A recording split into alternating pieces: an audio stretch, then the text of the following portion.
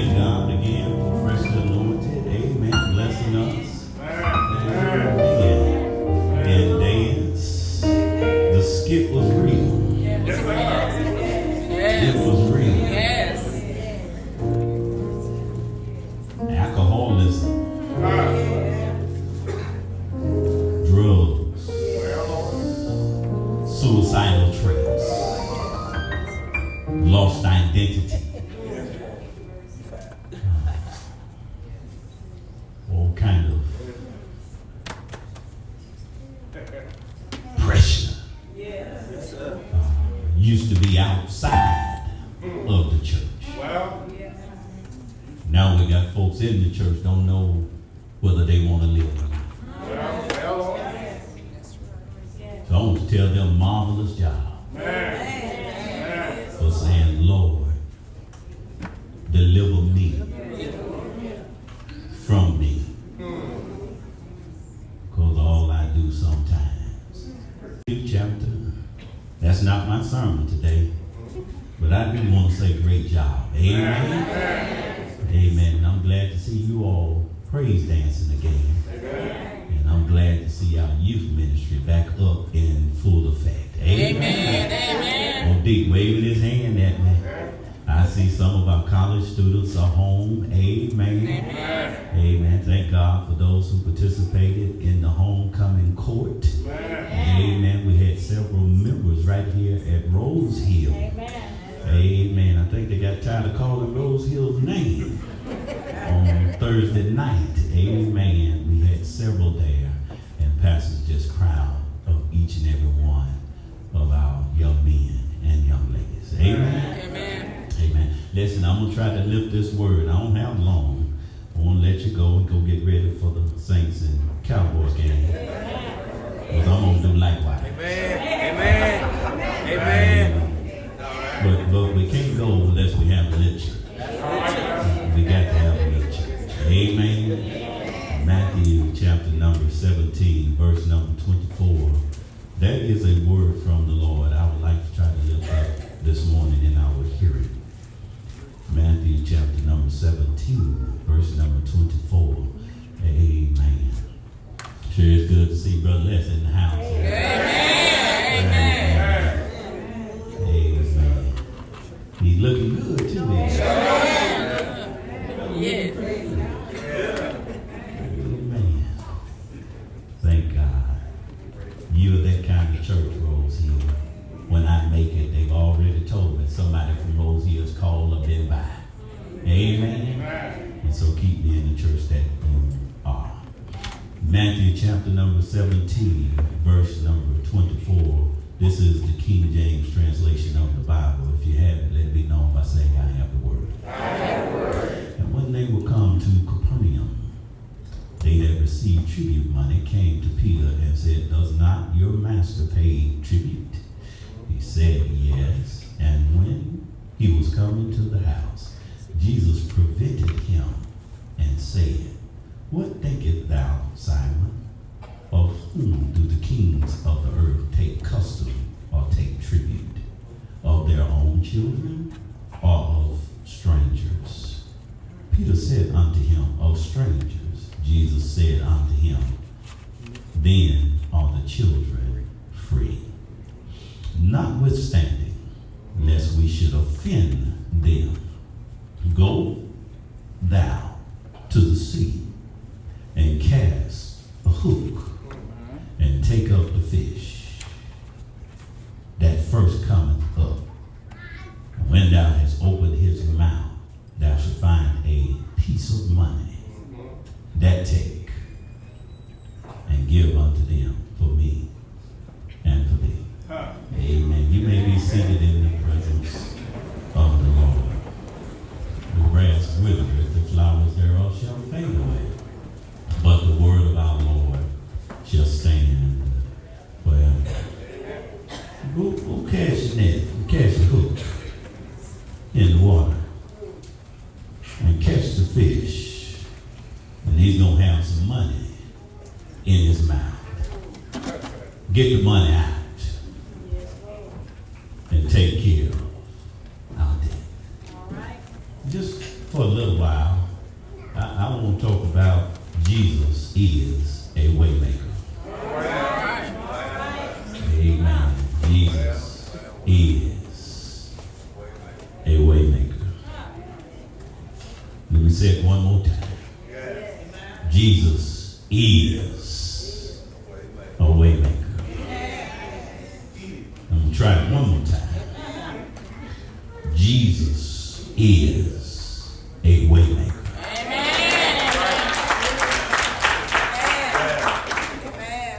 Let me try it one more time for those who've been going through needing God to make a way where there is no way. Let me just try it one more time. Jesus is a waymaker.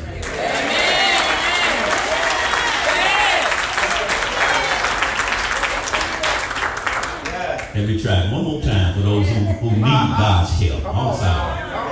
Who know you need God's help and know you can't make it if He don't make things happen in your favor. If He don't do it, it can't be done. You've seen Him do it when nobody else can do it. Let me just try it for us who are not too bougie, not too proud to say it, that Jesus is a waymaker. He is. That's shouting material right there for somebody. That's shouting material for something that you seen Him do it. I'm going to get to it, but you've already seen Him do it. You've already seen Him do it. I said Jesus is a waymaker. Lord have mercy. I don't have but a few minutes. Let me make the most of my time. Y'all sit down. Y'all making me nervous in here. Amen. Jesus is a waymaker. Dr. William, Jesus is a waymaker. This text reveals the fact that God can make a way where there is no way at all. When we consider and contemplate the scope of God's sovereignty, how this very God revealed Himself in the flesh, but He remained God, and it did not take away from His deity. When we consider the fact that God is sovereign, that this God in the flesh is able to be called the Son of Man, but He's also able to be called the Son of God, and you can take nothing away from Him. I'm moving on. This sovereign God, I'm trying to let you know that God is God all by Himself. This sovereign God shows up and He's thirsty and He needs water. On the other hand, He turns around and says, if you got me in your life, you have living water. Ask the woman, said, if you knew who was asking you of water at the well, you would have asked me for drink, and you would have asked me, and I would have given you living water. And the woman looks at him and says, you don't have a rope. You don't have a bucket or a pail. You don't have a scoop or a dipper. And how in the world are you going to get water out the well? He said, this water I'm talking about, you can't get it from mankind. This water comes out of your soul. It's called, boy, this God is God enough to be human to ask for water. And to give water at the same time. Trying to let you know He's sovereign. He's so much God that He can get hungry for bread and declare He's the bread of life that keeps on giving life. I'm trying to tell you, He's the perfect God man. Nobody can be God being God. God shows up. He's the only one that I know who can say the Son of Man must be betrayed. He's going to give His life as a ransom. He's going to die, but 3 days later, He'll be raised again. He's the only one that can preach His own eulogy. He said, I'm going to die. And then He performs His own committal. On Calvary, He stops dying long enough to say, Father, into Thine hands I commend my spirit. And the Bible said He gave up the ghost. He didn't need a a pastor over him saying earth to earth, ashes to ashes, and dust to dust. He did it all by himself. And he's the only one that preached his own eulogy, performed his own committal, and then turned around and prepared his own repaint. Ask the boy, you have any fish?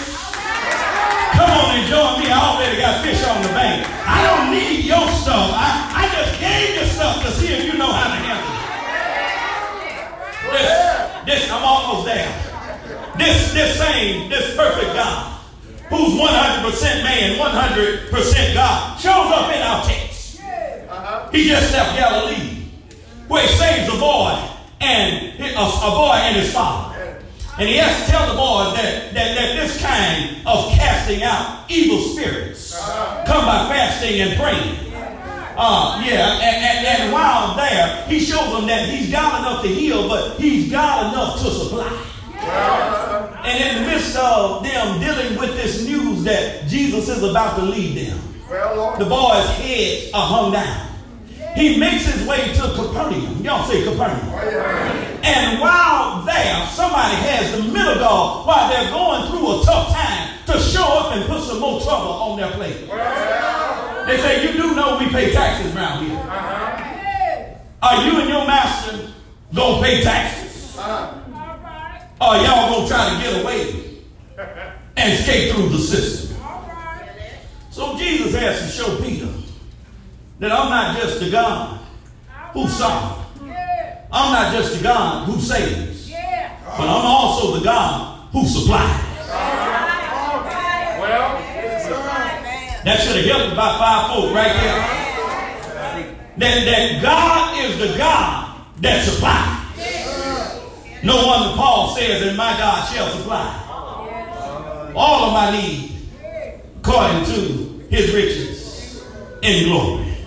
What do we learn from this text, unless I hold you too long? I told you I don't have long. If you got a shout, you better get it out and dust it off right now. What do we learn about Jesus being the waymaker? Well, number one, there's the question of his integrity. Verse number 24, they question Jesus' integrity. Does Peter, not you, but does not your master? Is this in your Bible? Does not your master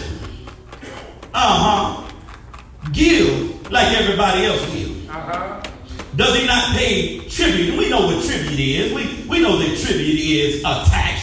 We know when he's asking for money that they didn't have money like nowadays. There was no paperback. They didn't have no big head hunters back there. We know that. We know this was not a credit card, or this was not PayPal, or this was not even Cash App. This was none of that. When they talked about money, this was silver in a coin, or a metal that was not yet formed into a coin. This was a metal about a day's wages. I believe the Romans called it a denarius. It was about a day's wages, 44 cents for a soldier. And I believe the Greeks called it drachma. It was also equated to a soldier's wages. And when he showed up, he said, listen, your master, who turned water into wine, can't even pay his taxes. Your master that opened blinded eyes, can't pay taxes. Your master that unstopped deaf ears, can't even pay his taxes. Your master that made the lame walk and the dumb to talk, can't even show up and pay his own taxes. Your master showed up and hadn't paid it. Peter said, hold on, let me go to him. That's what I want to tell somebody. When they talking bad about somebody, go and get the person that they talking bad about. I knew it was going to get quiet right there. They questioned his integrity, but I like what Peter did. Peter said, hold on, I don't have an answer for you. Because if I had the money, I'll pay it for him. But thank God Jesus don't need us to bail him out. He always bail us out. Have I got a witness in here? He don't need us to pick him up. He's always the one that picks us up. He don't need us to supply his needs. Have I got a witness in here? He's always the one that supplies all. So that day Peter didn't have nothing in his pocket. It ain't nothing new because they were on their way to the temple. He said, silver and gold have I none. But such as I have, I give unto you. In the name of Jesus. He told the lame man, get up on your feet and walk again.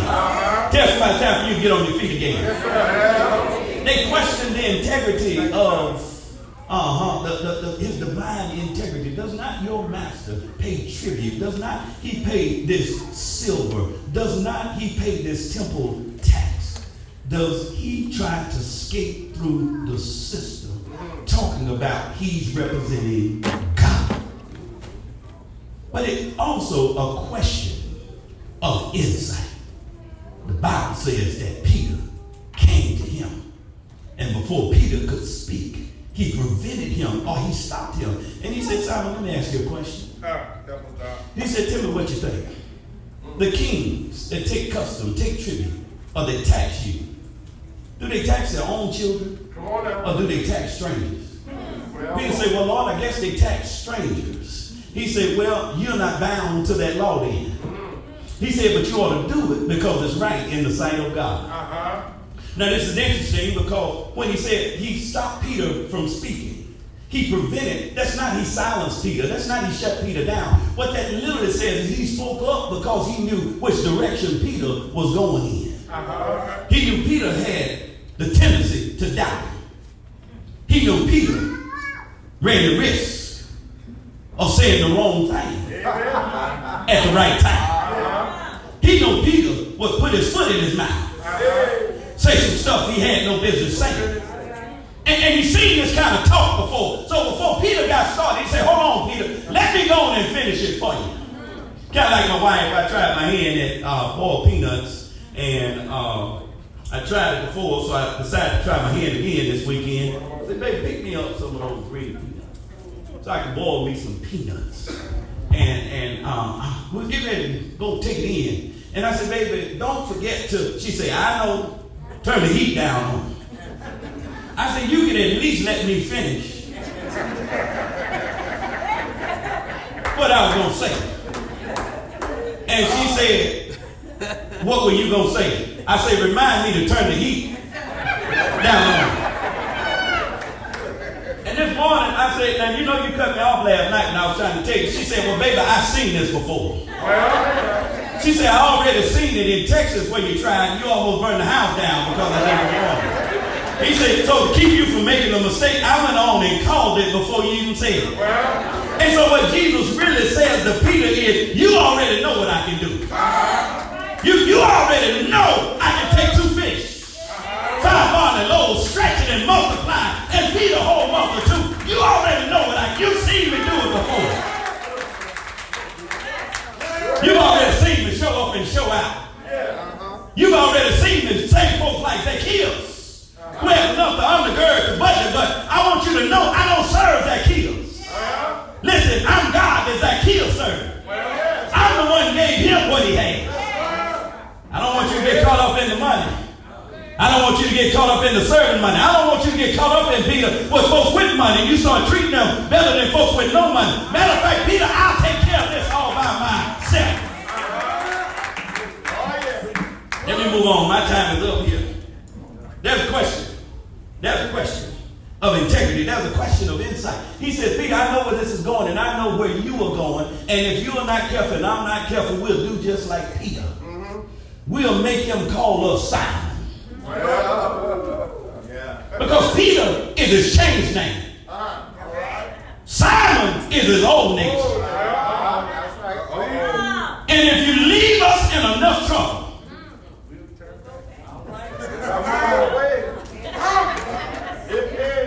if enough problems come knocking on our door, y'all come on, help me close this thing.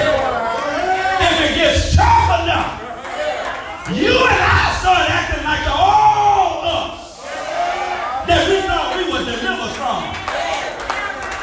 Don't smile at somebody telling you ain't that holy. You might as well go help the preacher preach this. He told them, Simon, he said, you'll go to acting like you used to act. Some of you can't say amen because you still act like you used to act.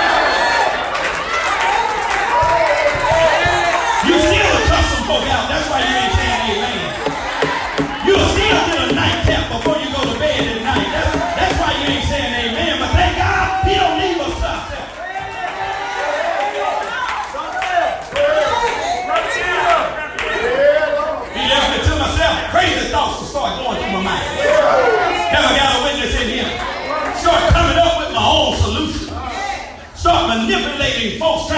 him to do things about it. He said, hold up, Peter. I've seen this before.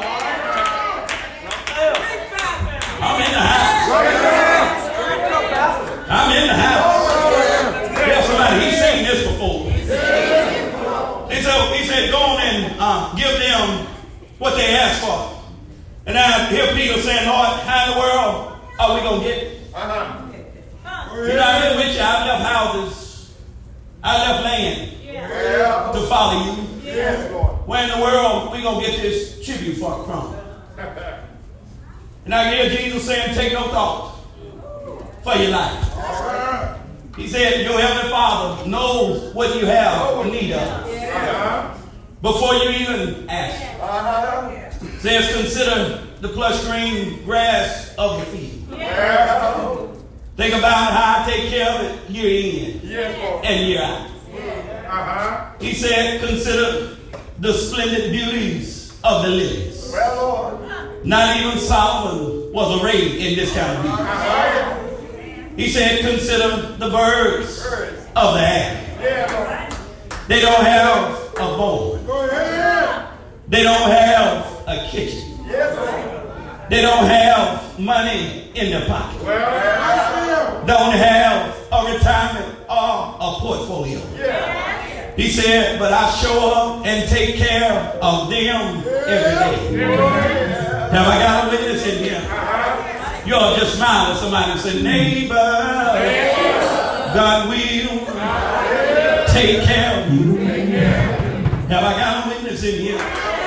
So he tells Peter, go on down to the fish bank. I got banks that you don't know I have. Take a hook and throw it in the water. And the first fish you come up with is the fish that I'm going to bless your life with. Have I got a witness in here? Don't let me do it all by myself. But open up the fish mouth. Look in it and you'll find a small piece of change. Have I got a witness in here? He didn't give Peter more than enough. He didn't give Peter anything extra. But he sure did give Peter everything that he needed. Have I got a witness in here? You want to help me close this thing? Go on and smile at somebody and say, neighbor, I might not have a whole lot of extra. I might not have a whole lot of leftovers. But I thank God that I have everything that I need. Have I got a witness in here? God showed up and intervened in the midst of their situation. And all I'm trying to tell somebody is, if God did it before, he's able to do it all over again. Have I got a witness in here? The old folks would say, it is no secret what the Lord can do. If he's done it for others, he'll do the same for you. Have I got a witness in here? Oh, you ought to help me in here. You ought to tell somebody, God is still in the blessing business. Have I got a witness in here? Well, how do you know that God is able to make a way? How do you know that God can provide your needs? Well, when I don't have the answer, I go to the Bible to see what he's already done. Come here, Elijah. God told you to go by the brook called Kidron. God told you to stay right there. He's going to send a bird in the morning. He's going to send a bird in the evening. I want you to stay right there and drink from the brook. Have I got a witness in here? But the brook dried up. But God already had another plan and place for Elijah. He said, make your way on down to Zarephath. There's a widow woman there. She's picking up sticks. She's about to eat her last meal, so she and her son can die. Have I got a witness in here? He made his way to Zarephath, and the Bible says he saw the widow woman. He said, ma'am, can you give me a little glass of water? Ma'am, can you give me a little morsel of bread?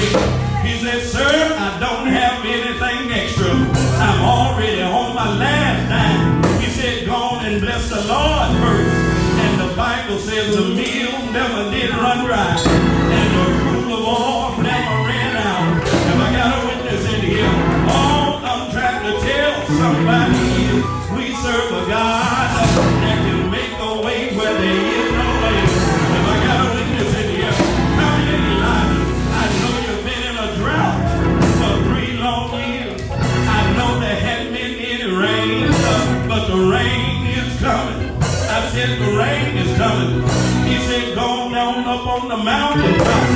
Fold your head between your knees. Begin to call on the name of the Lord. The Bible says Elijah sent his servant and said the drought is about to come to an end because it sounds like the abundance of rain. The Bible says that the servant came back and said, Elijah, I don't see any sign of rain. Elijah, it doesn't look like rain is coming. Elijah said, go and look again because you didn't see it the first time. Doesn't mean that God's not going to do it this time. The Bible says he went back several more times and he said it looks like a small hand. It looks like the hand of man. Elijah said that's not a man's hand. That's God's hand moving in your situation. Good day now, saints. May the Lord bless you real good. Is there anybody here who ever seen the hand of God show up in your situation? Is there anybody here who ever seen the hand of God make a way where there is no way? Is there anybody here that know we serve a way-making God? Now I got a witness in here. I hear David saying, you're too young to talk about it. Well, let David speak to you this morning. David said, I once was young, but now I'm old. I've never seen the righteous. I've never seen them forsaken, nor his seed begging bread. And I got a witness in here. Is there anybody here that know God takes care of you? Is there anybody here know God has made a way for you? Is there anybody here that loves my Jesus?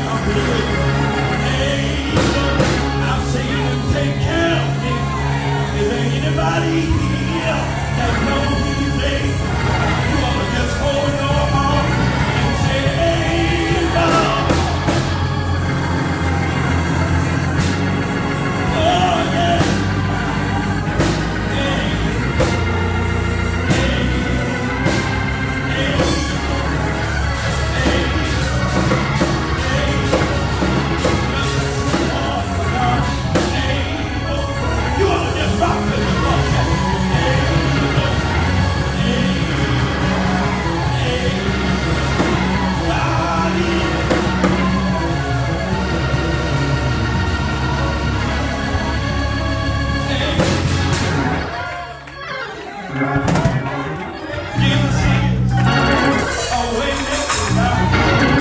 That's all I have. Will somebody shout, hey? Yes, he is. Come on, help me one more time. Hey. Oh, yes, he is. Hey. Oh, yes, he is.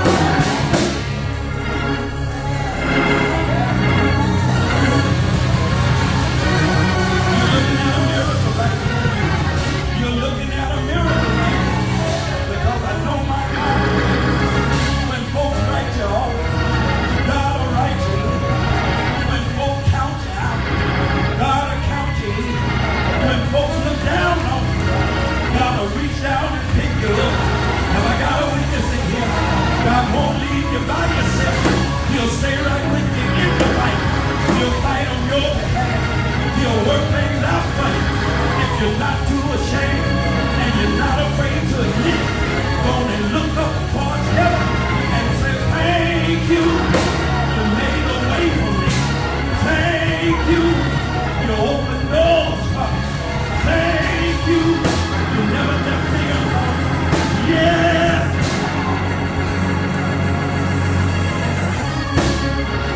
That's all I have. That's all I have. What do you say? What do you say? Come on, put your hands together if you believe it.